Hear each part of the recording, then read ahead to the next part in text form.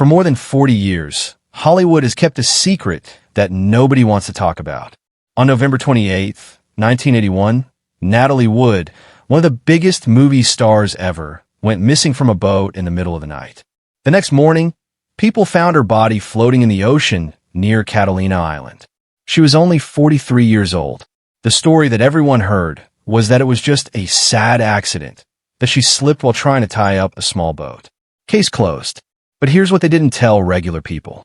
Natalie was really scared of dark water. People heard her screaming for help for 15 minutes while someone on that boat just sat there and did nothing.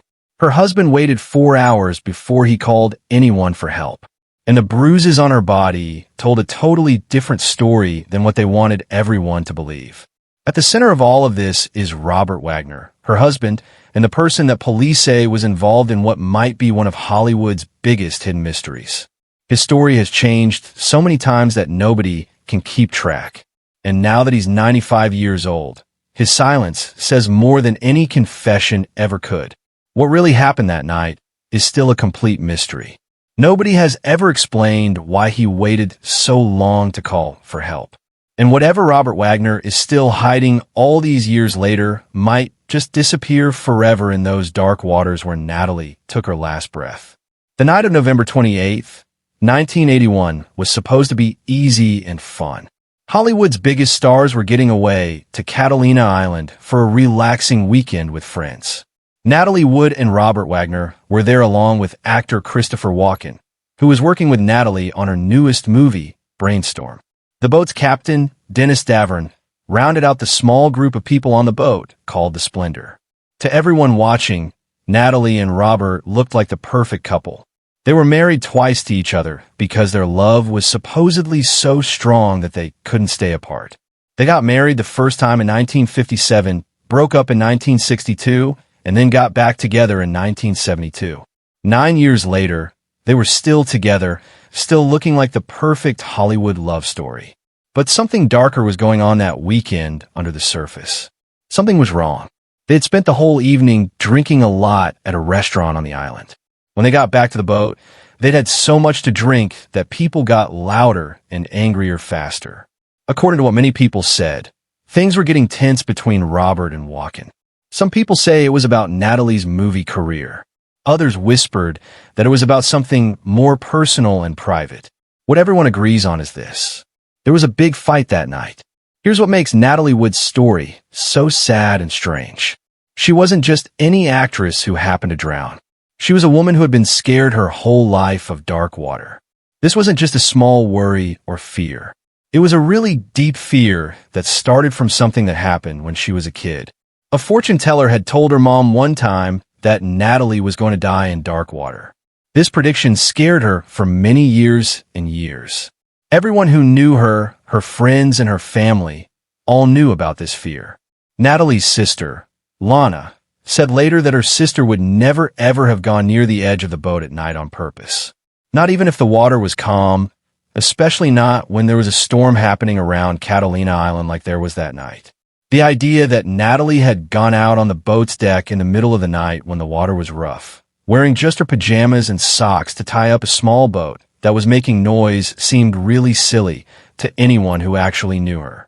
A woman who was scared her whole life of dark water wouldn't just go out by herself into a storm all of a sudden.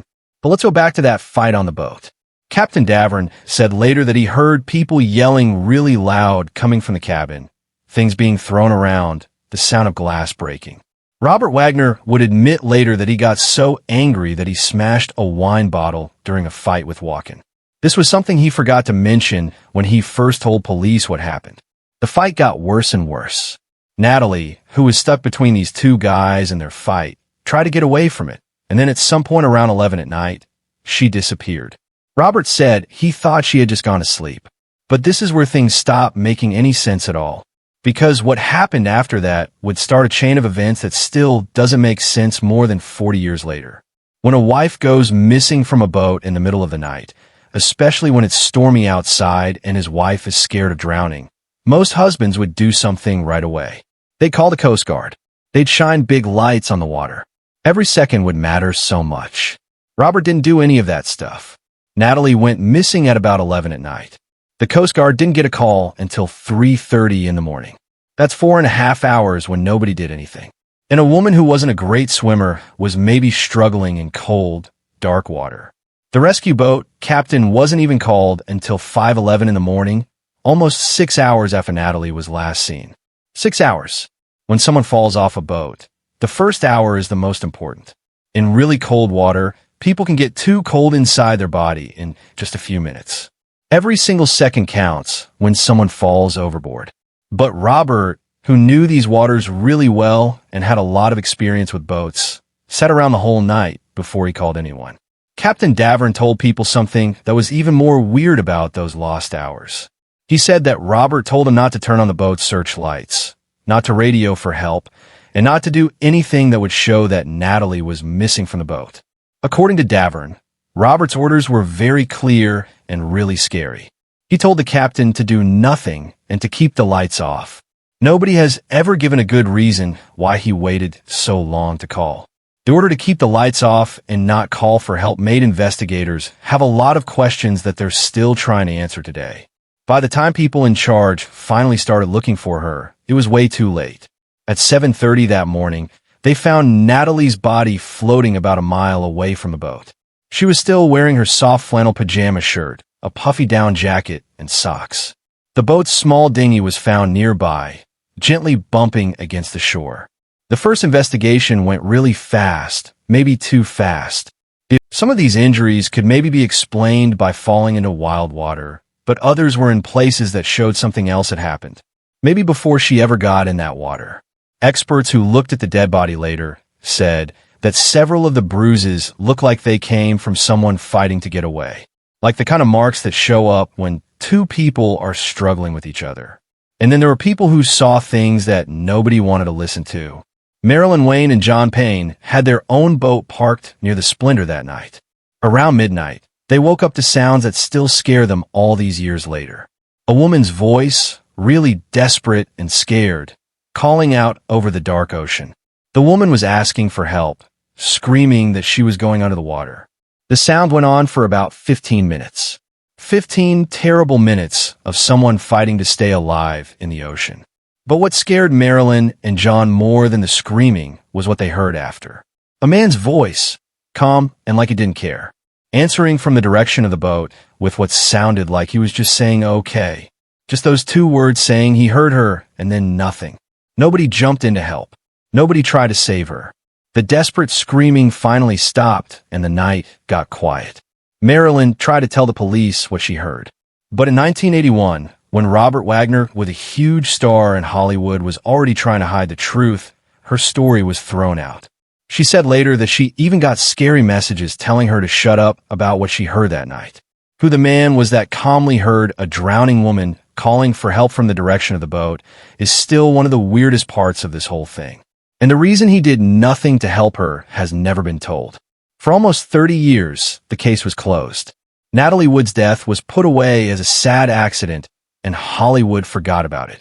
Robert rebuilt his career acting in the TV show Heart to Heart and became famous again.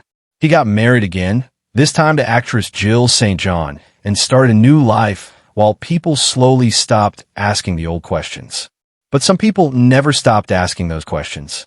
Captain Dennis Davern was one of them. For years and years, he had said that Robert's story was true. He told the police what he was supposed to tell them, that Natalie must have slipped while tying up the dinghy, that it was a terrible accident, that nobody was to blame. But keeping that lie inside got harder and harder as time went on. In the early 2000s, Davern made a choice that changed everything. He decided to tell the real truth. In television interviews and later in a book called Goodbye Natalie, Goodbye Splendor, he told what really happened on that boat. According to what Davern said now, the fight between Robert and Natalie wasn't just yelling. It was violent. He heard things being thrown in the cabin. He heard shouting that turned into something way worse. And then came quiet that came before Natalie went missing. When Robert came out of the cabin and told Davern that Natalie wasn't there, the captain wanted to start looking for her right away. Turn on the lights, call the Coast Guard, do everything they could to find her, but Robert stopped him. Davern says now that he was pushed and scared into not saying anything in 1981. Robert had so much power and was so important that it was clear what story had to be told. And Davern, who was young and not sure about himself, just went along with it. But so many years later, he couldn't pretend anymore. In 2011, he called the Los Angeles County Sheriff's Office with his new story. He said he thought Robert was responsible for what took place with Natalie, that if they had called for help right away, she might be alive now, and that he had made up a story in his first police report because he was told what to say. The police listened this time, and in November 2011, they officially said they were going to look at the case again. Looking at the case again brought new people and new tools to the mystery. Doctors and experts looked at the dead body report again with new ideas and better knowledge.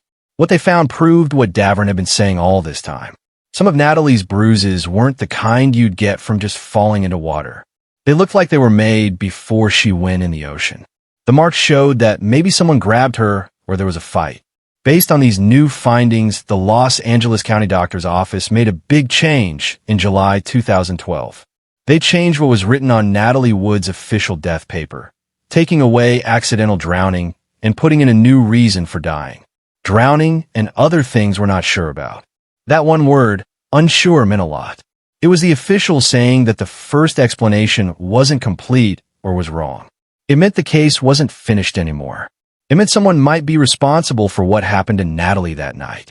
The changed death paper also had something really important written on it. Some bruises might have been made before she went in the water. That sentence went against the accident story and opened the door to something scarier. But the biggest change came in 2018 when the Los Angeles County Sheriff's Office did something that had never been done before. They told everyone that Robert Wagner was a person of interest in the case. A high police officer named John Carina didn't use soft words when he talked about Wagner being a person of interest.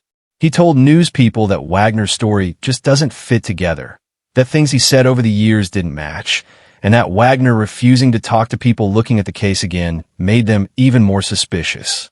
Because here's the thing about Robert Wagner. His story has changed so many times that investigators can't even count them all. In 1981, right after Natalie died, Wagner described a normal, quiet night. Yeah, they had drunk stuff, but there were no big fights, no yelling, no problems. He said that Natalie probably went to tie up the dinghy and accidentally fell over the side while he was somewhere else on the boat. But that story fell apart over time. A lot of years later, Wagner said there was a big fight that night. But not with Natalie, he was quick to say, but with Christopher Walken. The fight was about Natalie's job, he said. Walken had been telling her to work harder on her career, and Wagner didn't like another guy telling his wife what to do. During this fight, Wagner said he got so mad, he grabbed a wine bottle and smashed it on a table. It was a moment when he got really angry that he had not told police about it all in his first statement. This fit perfectly with what Captain Davern had been saying for years, but it also showed something bad. Wagner had lied about the wine bottle. The question was easy to see. What other stuff did he hide or change? The things that didn't fit together didn't stop there. When Wagner said he first knew Natalie was gone, kept changing, his reason for why he didn't start looking for her right away changed depending on who was asking. And his story about what he did during those important hours before he called the Coast Guard never made sense. When people started looking at the case again in 2011, detectives naturally wanted to talk to Wagner again. They had new information, new people who saw things, and new ways to look at proof. They needed to hear what he had to say now that they knew so much more. Wagner said no. He would not talk to them. He turned down many requests to sit down. He would not answer their questions. And he definitely would not explain why his old stories didn't match. His choice not to help showed a lot. Carina said in talks that Wagner, not wanting to help figure out what happened to his wife, made people think bad things. Someone who didn't do anything wrong would probably want to clear his name and stop all the questions once and for all. Wagner's silence was matched by Christopher Walken's silence. The actor who saw at least some of what happened that bad night gave one talk to Playboy magazine in 2012. In it, he basically told the same first story. Maybe Natalie went to fix the dinghy and fell in. That was everything. Since then, Walken has said no to everyone who wanted to talk to him, which adds another strange thing to a case that is already hard to figure out. But while Wagner and Walken stayed quiet, someone else was getting louder. Natalie's little sister, Lana Wood, has used many years fighting to learn the truth about what took place with her sister. She has never thought the accident story was true. She has never agreed that Natalie would go near the water that night, and she has never stopped saying that Robert Wagner was to blame. In so many talks and public times, Lana has shown the things that don't match in Wagner's story. She has asked questions about what he did that night and his choice not to help with people looking at the case. She has asked that they make him answer questions under oath. Make him explain the missing pieces and things that don't match that have been part of this mystery from the start. In 2021, Lana put out a book about her life called Little Sister, My Investigation into the Mysterious Death of Natalie Wood. In it, she told painful secrets about her family and put forward scary questions about how the case was looked at. She also told something that Natalie had told her a long time before, that when Natalie was 16, actor Kirk Douglas had hurt her in a bad way during a meeting that her mom set up to help Natalie's career. Natalie had come back from that moment really shaken up, telling her sister that Douglas had done her wrong. While this isn't straight connected to what went down on the Splendor, this made clear all the ways that Natalie could be hurt through her life in a way that powerful men in Hollywood were not punished. Lana's fight for the truth isn't just about figuring out a mystery. For her, it's about remembering her sister the right way and making sure that Natalie Wood isn't just thought of as being in a sad accident. It's about making those who were on the boat that night and might no more be responsible. Robert Wagner is 95 years old right now. He lives in a quiet way, almost never going out in public, and celebrating his birthdays with family in Aspen, Colorado. He has built a life that doesn't focus on that November night, but that November night has never really gone away for him. The case is still officially open. Even though police said he was a person of interest, Wagner